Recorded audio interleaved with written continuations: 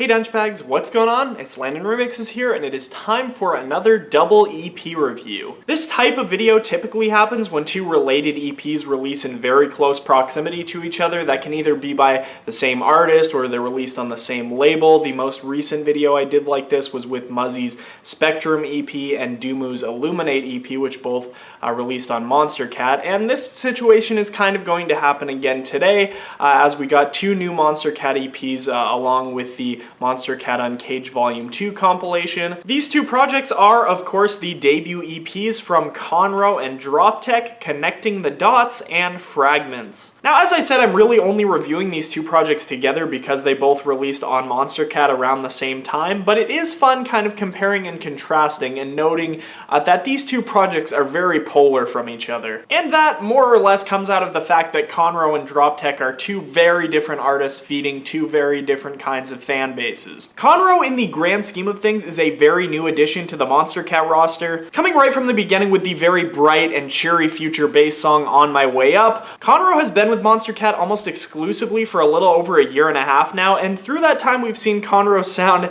generally get more and more poppy with every passing release. In these days, in 2017, you'd be really lucky to find a Conro song that doesn't have a really poppy top line on it, with the exception of All Me from the Rocket League X Monstercat compilation. Conro also, strangely enough, kind of matching up with the pop artist Stigma, has been pumping out releases like crazy over this last year and a half. Meanwhile, on the opposite end of the spectrum, you've got Droptek, an artist who's been with Monstercat for years and years, practically since the beginning, and he releases very, very rarely. And I definitely don't mean to say this as an insult. After all, some of my favorite artists only release once a year or less, and generally Droptek seems to bring something different to the table with every single. Another interesting thing to take note on is that both of these producers generally started out making electro house music, and then really took off in opposite directions. Droptek, of course, took the more underground path, taking his sound and shifting into dubstep, then drumstep, then drum and bass, and on this EP, as we'll see, neurofunk and minimal drum and bass. On the other hand, Conro has generally stayed within the future bass genre, but like I said, taken a lot more pop influence. In recent months, we've seen him do more dancehall influence music and placed a lot more focus on vocals and vocal chops. And I guess what I'm trying to get at is that whether an artist goes for a more underground sound or alternatively a more overground sound, doesn't decide my opinion on a project. And furthermore, I'm just going to head and be blunt with this, I didn't think either of these EPs were that great. And to avoid drawing any more unnecessary comparisons, I'm just going to start talking one EP at a time, starting with Conro's Connecting the Dots. Now, I like Conro. I'm not going to say anything negative about him when it comes to him as a person, but when it comes to his music, I definitely think Conro is a little bit of a one-trick pony. With just about every song he's made so far, there's generally one or more songs in his catalog that sound almost identical to it. For example, On My Way Up and The Saint, City Lights and Chardonnay. And while these ones weren't super noticeable upon release just because they were a little bit more spread out, it becomes more evident than ever on this EP. On Connecting the Dots, we've got not just one, not two, but three songs that use that generic future bass synth we've seen in almost every Conro release prior to this EP. And then the other two songs, Lay Low and Circus, essentially use the same exact dancehall styled pop beat we've heard a million times before. Maybe not in Conro's music, but they're very parallel to each other. So no, on the surface, this EP really doesn't contain any deeper level of uniqueness, although individually I thought some of the tracks on this EP did carry a little bit of flair, which I thought spiced up the songs a lot. For example, on the song Love Divine with Desero and Alice Berg, Conro incorporates this kind of clubby sounding bass line, which darkens the tone of the track a little bit more, given that it has a really bright and upbeat drop. The song Lay Low was one that I originally hated quite a bit, at least on my first couple listens, but then I came to appreciate it a lot just because of what Conro does with the vocals. It's not just like this simple vocal chop like he does in most songs. He kind of takes the vocal line from David Benjamin and then kind of bends it into more of a synthesizer kind of sound, which is really, really cool. And Remedy for me is in a very similar spot to Love Divine, with that very kind of dark bass line in the beginning of the track contrasting the really bright future bass drop that it has. I thought both those songs pulled those off very well, except in this case it's got a little bit more of an indie dance beat rather than the club hip-hop beat we saw in Love Divine, so it kind of does separate itself in a way, even if the drops are kind of similar.